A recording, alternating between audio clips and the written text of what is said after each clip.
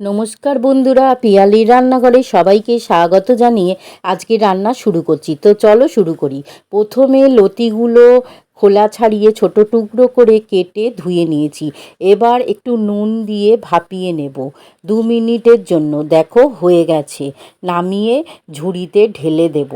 এবার মিক্সির জারে আজমালা নারকেল ছোট টুকরো করে কেটে নিয়েছি, সেটা দেব, আর 2টো কাঁচা লঙ্কা একসাথে বেটে নেব।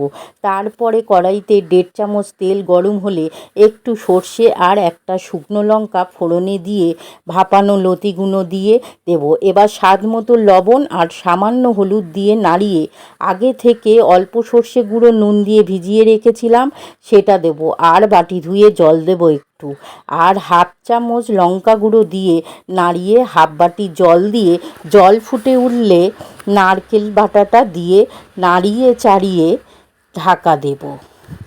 5 মিনিট পর সামান্য চিনি দিয়ে শুকনো করে নামিয়ে নেব।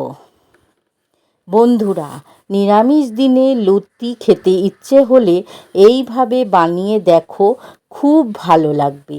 ভালো লাগলে লাইক, শেয়ার, সাবস্ক্রাইব করে পাশে থেকো বন্ধুরা।